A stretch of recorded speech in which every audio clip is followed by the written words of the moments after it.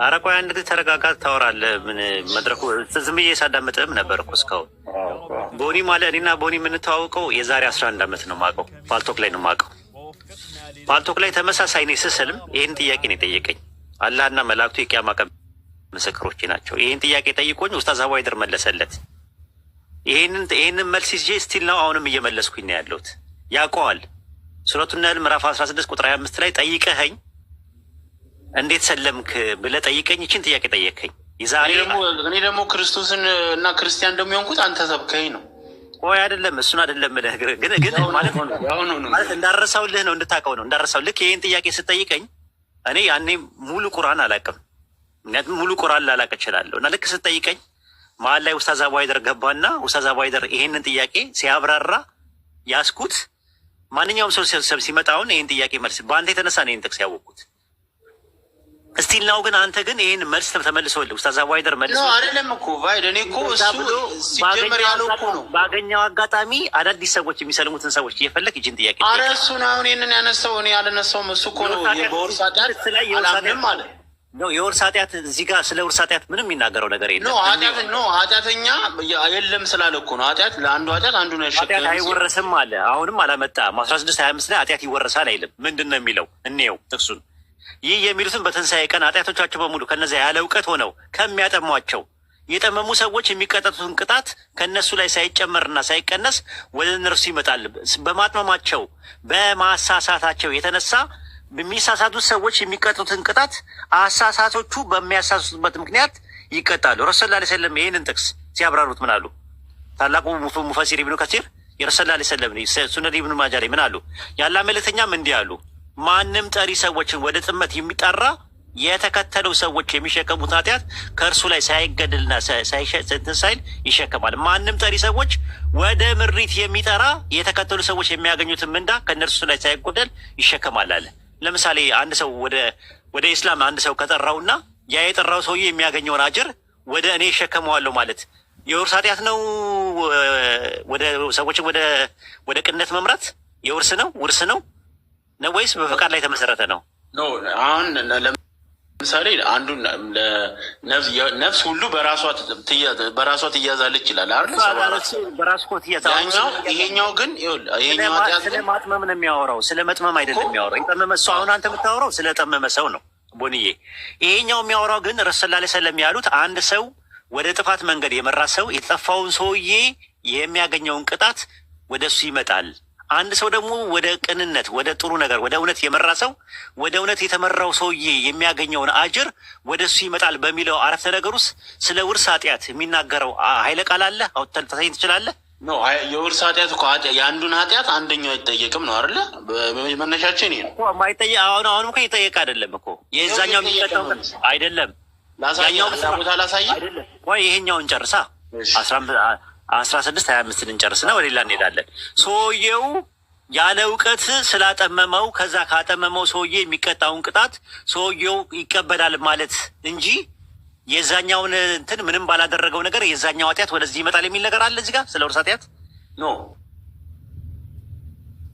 በትንሣኤ ቀን የኃጢአታቸውን ይላል ኃጢአታቸውን በሙሉ ከነዚያ ያለ እውቀት በኃጢአታቸውን የራሳቸውን ነው። ተመልከት እዚህ ጋር መጀመሪያው ለኃጢአታቸውን በሙሉ አለ። ከዛ በኋላ ደግሞ ሌላኛው ደግሞ ምንድን ነው?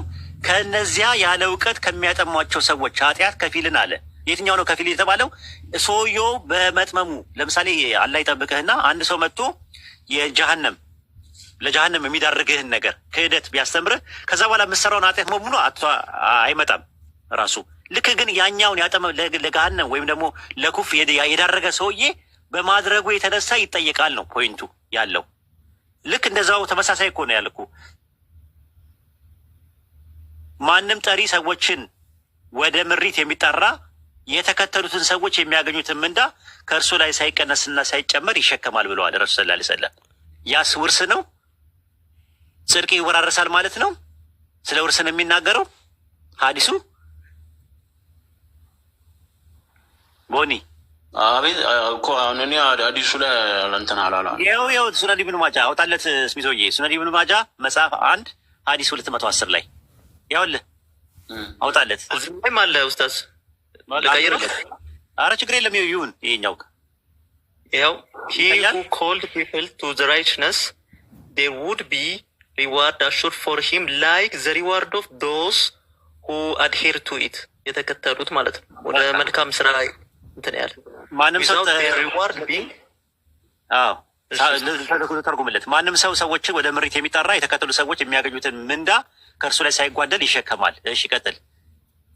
ከዛ በኋላ without being diminished ይልና in any respect and who called የጠራ ሰው ሰዎችን ወደ ምን ወደ ኤረር ወደ መጥፎ የጠራ ሰው he shall have to carry the burden of its sin like those who committed it ልክ እነሱ ወደ እነሱ የተጠራ ማለት ወደ መጥፎ ስራ የጠራ ሰው እነሱ ባደረጉት ማለት ነው። ልክ ኸይር ስራውን እንዳመላከተው እንደሚያገኘው ሁሉ መጥፎ ስራም ሲያመላክት ማለት ነው ከእነሱ ሳይቀነስ ተመሳሳይ የሆነ በርደን እሱ ላይ ይሆናል ማለት ነው። like those who committed it without their sin being diminished እነሱ የሰሩት ምን ሳይሆን ሳይቀነስ ሳይጨመር ይላል።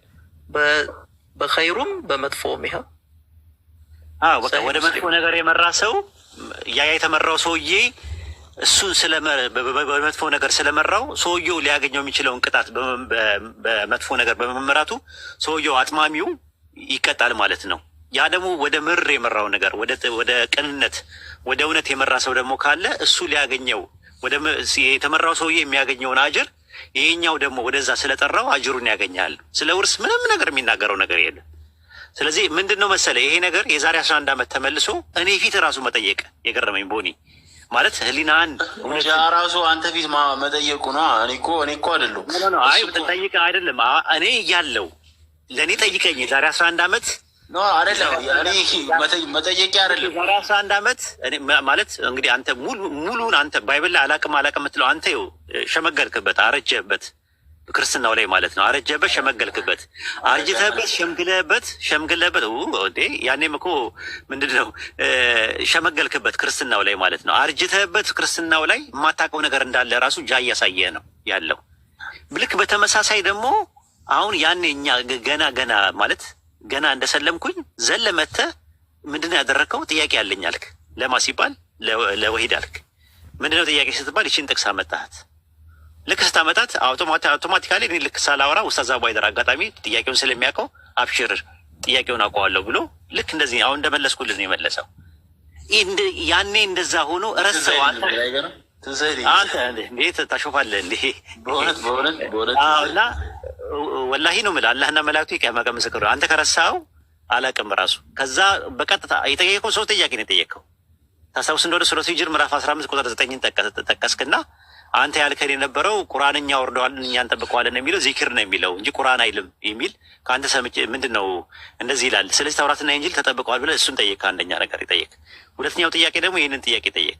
ግን በስርዓቱም እኮ ነፍስ የሌላውን ኃጢአት አትሸከምም ይላል ቁርአን። አትሸከምም የሚለው አንተ ባልሰራህበት ነው። አንተ ባልሰራህበት አሁን እዚህ ጋር ደግሞ አንዱን ይሸከማል ይላል። ለማጥመም ነው የሚያወራው። አንደኛውን ስለ ማሳሳት ነው የሚያወራው። ስለ መሳሳት አይደለም የሚያወራው። መሳሳትና ማሳሳት በይዘትም ሆነ በአይነት በመንስኤም ሆነ በውጤት ሁለት የተለያዩ ለየቅል የሆኑ ቃላቶች ናቸው። ይሄ አብዛኛው ላይ እኮ ብቻ ሳይሆን ባይድ እዛ 29-12 ላይም እኮ አንድ አይነት እንደዚህ ተመሳሳይ ነው። 29-12 ላይ ያለውና 16-25 ላይ ተመሳሳይ ነው። ብንገባ ምንም ነገር የለውም። ነገር ግን ይወረሳል የሚል ነገር የለም። ራሱ የአንደኛውንም ደግሞ ኃጢአት ይሸከማል ሳይሆን በማጥመማቸው የተነሳ ነው የሚለው። ያለ እውቀት ከሚያጠሟቸው እነዛን ያለ እውቀት የሚያጠሟቸው ሰዎች የጠመመው ሰውዬ ሊቀጣበት የሚችለውን ቅጣት ይሄኛው አጥማሚውም ይቀበላል ነው። የሚጠየቁት እኮ በትንሳኤ ቀን ነው። ይሄ አሁን ስለምስ መቼ ያሉ በትንሳኤ ቀን አይደል የተናገሩት? በትንሳኤ ቀን ከሆነ ስለዚህ ስለ ውርስ ኃጢአት አይናገርም ነው የምልህ። የውርስ አይደለም እኮ ኃጢአት የአንደኛውን እኔ አሁን ጃ ያለውን እኮ ነው ያለው። ኃጢአት አይወረስም በኢስላም አለ። አልጠየቅም አለ። አልጠየቅም እኔ አንዱ ባጠፋው እኔ አልጠየቅም ሲል አሁንም እኮ ይጠየቃል አላለም? ቁርአን እኮ እንዴት ነው አይደለም አንዱ በአንዱ ይጠየቃል። እንደሚጠየቅ አታውቅም አልኩት። እሱ ደግሞ የለም እንደዚህ አለ ያጠፍነው ማጥመምና መጥመም አይደለም። እኔ በጠመምኩት ነገር እኔ በተሳሳትኩት ነገር እኔ የምጠየቀው ሌላ ሰው አይጠየቅም። በማሳስተው ነገር ግን በማድረገው ፈሳድ በማሰራጨው ነገር ግን እጠየቃለሁ ነው። ጃቢር ከፖይንቱ አልወጣም።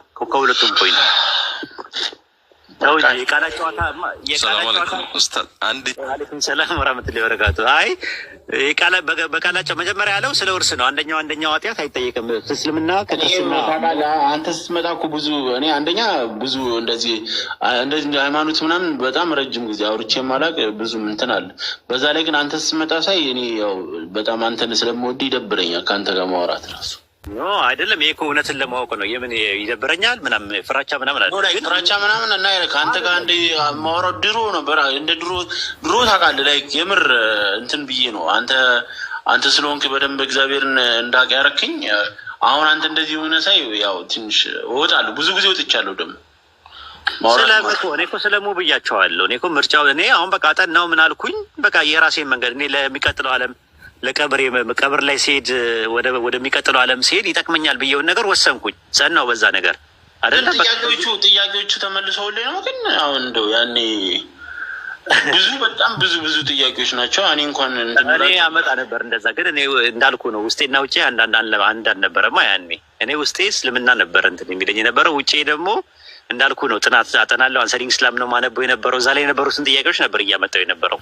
ራሱን ተናግሬያለሁ እኮ እዛ ላይ ማመጣቸውን ነው እያመጣው ለእናንተ መሰጣችሁ የነበረው። እና እናንተ ደግሞ ተመልሳችሁ እኔ ልጠይቁኝ ትሞክራላችሁ። ያን እኔ ያመጣሁትን ጥያቄ ልጠይቁኝ፣ ጥያቄውን እንኳን አልኳችሁ አስተካክላችሁ ጠይቁ ሁላ ብዬ ነበር። አንተ ሱረቱ ሂጅር ምዕራፍ 15 ቁጥር 9 ላይ ያለውን ጥያቄ ስጠይቅ እኔ የጠየቅኩትን ጥያቄ ተመልሳ ገልብጠህ እኔ ስትጠይቀኝ ጥያቄውን በትክክል አልጠየቅከውም ብዬ ነው የመለስኩለት። አስታውስ። ኧረ እኔ እወጣለሁ። እኔ ብዙ ጊዜ አንተ ካለ በእውነት ነገርኩህ እኮ አልፈልግም ማውራትም ሲጀመር በጣም ረጅም አይደለም። እውነታውን አትሽሽ።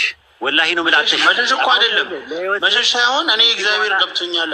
እግዚአብሔር እኮ ከገባ ጥሩ ነው። ቀጥል። ያዋጣኛል ካልክ እኮ ለቀብሬም ለሚቀጥለው ዓለምም ይጠቅመኛል ብለህ ካልክ ጎሄድ። ምርጫው አንተ ነው። ከአላህ ጋር የምትሳሰበው አንተ ነህ። አለ የሂሳብ ቀን የሚባል ነገር አለ። ትሳሰባለህ። ሁጃ ቆመብሃል ከዚህ በኋላ። ነገር ግን ምንድን ነው ከእውነት ለምን ሰው ይሸሻል? በቃ ማለት እውነት እግዚአብሔር እውነት ክርስቶስ ነው። መች እኔ የምጫንም ነገር የለም። ኡስታዝ ቀጥል። በቃ ደህና ደሩ። ያው እንግዲህ ባይል በጣም ነው አንተን በጣም ነው የምወደህ። ተመሳሳይ ሀሳብ ትጠየቃለህ። ቆይ ቦኒ ተመሳሳይ ስለ ውርስ ኃጢአት ትጠየቃለህ። ኧረ ደከመኝ በእናትህ። አንተ እኮ ምንም አልመለስክም። ተመሳሳይ ከመጀመሪያውም ጀምሮ እስልምናን ገባሁ ካልክበት ጀምሮ እስካሁን ድረስ አንድ ሀሳብ ተመቶ እሱን ቶ ለታዳሚ ነው እንትን የምንለው ፍርዱን ምንቶ ተመሳሳይ ያነሳ ኮን አንድ ልጠይቀና እኔ ሉት አንድ ልጠይቅ ተመሳሳይ ሀሳብ ልጠይቀ እንደሱ እኮ ነው የተስማማ ነው። እኔ አሁን በምን ተስማማን? እኔ አሁን የጠየቅኩ አንተን ነው። ስገባም የጠየቅኩ አንተን ነው። እኔ እኮ መለስኩ። ልካሁን ኡስታዝ እኮ ነው ያልኩህን ነገር እኮ ነው እንትን ያስረዳል በደንብ ሳትል ምንም ሳትል ምንም አንብቤ አላስረዳሁም ካልኩት ነገር ተቃራኒ ኡስታዝ ያወራው ምኑን ነው? እስቲ የተናገረውን ተቃራኒ ነገር ንገረኝ እስቲ። የተለያየ ነገር ነው ያወራው። አንተ አላነበብኩም። ቫይር ነው እንዳለ የጨረሰው ግን አንተ አላነበብኩም። ቆይ ችግር የለውም። አንተ ክርስቲያን የሆንከው ሁሉንም አውቀህ ነው? ሁሉ አይደለም። እኔ ይኸው አጠገባለሁ። በሱ የተነሳ ነው እኔ ክርስቲያን የሆንኩት እኮ። አንተ ማለት በቃ ሰው ነው ዝም ብሎ የሆነ ነገር ይጭንሃል። በቃ ዝም ብለህ ትሄዳለህ። የተጫንከው ምን እንደሆነ ራሱ ክርስቲያን አደረኩ። ምን ነበርክ? እኔ ምንም በጣም ያንግ ነበርኩ ምንም አላውቅም። ግን አንተ ስታስተምር ነው ክርስቲያን የሆንኩት። እንግዲህ እቺ እንትን ነው ጨዋታው። ፖለቲካ ያንግ ነበር። በእውነት እግዚአብሔር ነው በእውነት ነው። በጣም ያንግ ነበርኩ። በዛ ላይ ደግሞ ምንም አይደለም መጽሐፍ ቅዱስ እንኳን በደንብ አላውቅም ነበር። ከዛ በኋላ ነው አንተ ጋር ገባሁ። ከአንተ ጋር እየተማርኩ ክርስቲያኑ አንተና ያው የምናውቀው ሰው እያለ ከሁለታችሁ እየተምሬ ነው ክርስቲያን የሆንኩት። ግን ዘይጌሳል አሁንም እድሉ አለ። የምር ለመናገር አንዳንድ ጊዜ የምጠይቃቸው ጥያቄ የምር ውስጤን በጣም እንትን ይለዋል፣ ያመዋል ራሱ። አሁን ስለ መንፈስ የምጠይቀው ጥያቄ ድሮ የተመለሱለት ጥያቄ ኡስታዝ አቡሀይደር ሲመልስ የነበረውን አንዳንዴ ታችሁኝ ቁጭ ብዬ ሳዳመጥ መግባት አልችልም። በቃ ሙስሊሞችን ገብተህ ስጠይቃቸው አሰማለሁ። እየተመለሰልህ እያወቅከው ቢያንስ እንኳን በቃ አላደ ጥያቄውን አልመለሱትም እንዲባሉ የምታደርገው ነገር እኔ እንጃ። እኔ ግን በእሳት ነው የምትጫወተው ወላሂ። ሌላው ቢቀር እንኳን ህሊናን እንኳን አይቆረቆርህም ማለት አያምም። እኔ አሁን ለምሳሌ አንዳንድ ጊዜ ለቀልድ እንኳን ስዋሽ እንደው ሰው ሲዋሽ የሆነ ነገር የሚረብሸው ነገር አለ የሰው ልጅ እና ማለት በቃ እንደዚህ ማለት እንዲህ እያወቅኸው በቃ መልሱ ተመልሶልህ እያወቅኸው አንዳንድ ጊዜ እኮ በቃ ስትሮማን ፋላሲ መስራት የለብኝም በቃ መልሱን ተሰጥቶኛል በቃ ምናምን ብለህ ምን የምትለው ነገር አለ። እንጃ እኔ እንጃ። እኔ ለአንተ ወላሂ በእሳት ሰው እያወቀ እንዴት በእሳት ይጫወታል? አሁን ተኝተህ ለመነሳት ምንድን ነው ዋስትና ራሱ ማለት ሞት አይደለም። ተኝተህ ለመነሳት ማለት ሰው ተኝቶ ለመነሳቱ እኮ ዋስትና የለውም ማለት እንደ ሰው ልጅ ሞት አለ። ሞት የሚባል ነገር አለ፣ አይቀርም። እንደ ሞቼ የምቀራለሁ እሱን እንኳን እንዳውቅ እኮ የሆንኩበት ክርስትና እኮ ነው። ስለዚህ ቀለል አድርግ ልጠይቅህ፣ ክርስትና የሚለውን ቃል ባይብል ላይ ታሳየኛለህ? ክርስቲያን ሆኑ ይላል። እነዚህ ክርስቲያን ተብሎ ተጠሩ ይላል። ክርስቲያን አይደለም ያልኩት። ኖ እኔ የጠየቅኩት ጥያቄ ክርስትና የሚል ቃል ባይብል ላይ አለ ወይ? ክርስቲያን የሚለውን አይደለም፣ ግን ክርስቲያን ሆኑት የሚለውን በዛ መሰረት ክርስትና እንዳውቅ አልኩኝ። ክርስቲያን እንዳውቅ አይደለም፣ ክርስቲያን እንደሆነ ነው። ክርስትናን አልክ። ክርስትና የሚባል ነገር እኮ ሰው ሰራሽ ነው ሲጀምር። ስሙም ራሱ ማን ነው ለመጀመሪያ ጊዜ ክርስትና ብሎ የሰየመው ታውቀዋለህ? በታሪክ በ110 ላይ አግናጢዎስ ነው ለመጀመሪያ ጊዜ እንደዛ ያለው። ክርስትና ብሎ የሰየመው ኮይንድ ያደረገው እሱ ነው። ሲጀመር ጀምሮ ክርስትና የሚባልም ነገር የለም፣ አያውቁትም። ኢቨን ክርስቲያን የሚለውን እኮ ክርስቶስ እኮ አያውቀውም ራሱ። ክርስቲያን የሚለውን ክርስቶስ አያውቀውም ራሱ። እሱ አይደለም ተርሙ ኮይንድ ያደረገው ሐዋርያ። እሺ ግን አሁን ለምሳሌ ቫይድ የመጨረሻ አንተ ልጠይቅና በዚህ ሉጣ ጠይቄ መጠየቅ ይችላሉ? አትጠይቅም። መጀመሪያ እኔ የምጠይቅህ ጠይቀው ጃቢር ጠይቀው እና እኔ ልውጣ በቃ እንትን ብሏል። እኔ ጋ ምሽት ነው። ፋታ ሳገኝ ብቅ አልኩና ነው እመጣለሁ ኢንሻላህ ሌላ ቀን። ወሰላሙ አሌይኩም። ቦኒ እንግዲህ አስብበት፣ ወላሂ አስብበት። ያጀማ ዱዓ አድርጉለት። እያወቀ ነው የሚያጠፋው እንጂ ያውቃል ራሱ ምስልምና እውነት መሆኑ። አይ ቦኒ የምሬን የምነግርህ እኔ እያዘንኩብህ ነው። ጥያቄዎቹ የተመለሱልን ጥያቄ አውቀው ሆን ብለህ መተህ መልስ የላቸውም ለማስባል የመጣ ትጠይቃለህ እንጂ የምር እያወቅህ ነው። በእሳት አትጫወት፣ የምር በህይወት አትጫወት። አንዷ ቀን ራሷ ትጠይቅበታለህ አይደለም ለአንዷ ቀን። ይሄ ለዚሁ ለ11 ዓመቱ አይደል ለአንዷ ቀን ትጠይቅበታለህ። አላቅልህም እኔ የምር አንተን ላላ ብዬ እወድሃለሁ። እኔ በጣም ኖ አይ ስለምወድና ስለማዝንልህ ነው የምር። ወላሂ ላላ ብዬ እወድሃለሁ በጣም አይደለም እኔ ኢጎ አይደለም ምን አይደለም እንድትድን ስለምፈልግ ነው። ላኢላሀ ኢለላህ የሚለውን ገመድ ይዘህ ተንጠልጥለን እንድትወጣ ነው የምፈልገው ከሽርክ ከኩፍር ከምናምን ከሚባሉ ነገሮች። እኔ ነገርኩህ እኮ ሳስተላልፍልህ ቢያንስ ሪስፔክት አድርገህ እንኳን አዳምጠኝ። እኔ በጣም ነው ኢየሱስ ያድናል ብሎ መጥተው እንዲሰብኩን ሰዎች እንፈልጋለን። ይኸው ጃቢር የወንጌል እጥረት አለ እዚህ ቤት ይላል። መጥተው አይሰብኩም። እዚህ መጥተው ሌላ ቦታ ላይ ነው የሚሰብኩት እና የወንጌል እጥረት አለ ይላሉ። መጥቶ የሚሰብክ የሚያስተምር ሰው የሚወድ ሰው ነው። አንድ ሰው መጥቶ ሲሰብክ የሆነ ነገር አስበው ነው ከጀሃነም ይገባል ብሎ አስበው ከመጣለህ ያ ሰው ለአንተ ጥሩ ሰው ነው። እና የወንጌል እጥረት አለ አሁን እዚህ ቤት። አሁን ብዙ ጊዜ ነው የምንናገረው የወንጌል እጥረት በጣም አለ። መታችሁ ስበኩ ይባላል፣ ግን የሚሰብክ ሰው የለም እዚህ መጥቶ። የሚጨቃጨቅ ሰው የሚነታረክ ሰው ምናምን ብቻ ነው ያለው። እስቲ አንድ ቀን እኛ 30 ደቂቃ እነስታችሁ አይደል ጃቢር መጥተው እንደፈለጉ በቃ ስለ እምነታቸው እስቲ ይሄ በቃ ገነት የሚገባበትን ነገር ምናምን እስቲ ይንገሩን አንድ ቀን ጃቢር አይደል? እንደዛ ነው አይደል የምፈልገው? አዎ እውነት ነው። ተደራሽነት እዚህም ቢደርስ አሪፍ ነው። ተደራሽነት ጥሩ ነው። ብዙ ህዝብ ባለበት 1400 ሰው ባለበት ስለ ክርስትና መታችሁ ንገሩን እያልናቸው 30 ደቂቃ 20 ደቂቃ እንሰጣቸዋለን። እናዳምጣለን። እኛ ችግር የለብንም። እና ከዛ አንጻር ነው ኢንሻአላህ ጀዛኩሙላህ ኸይረን ጀዛ። ልውጣ በቃ ቀጥሉናል።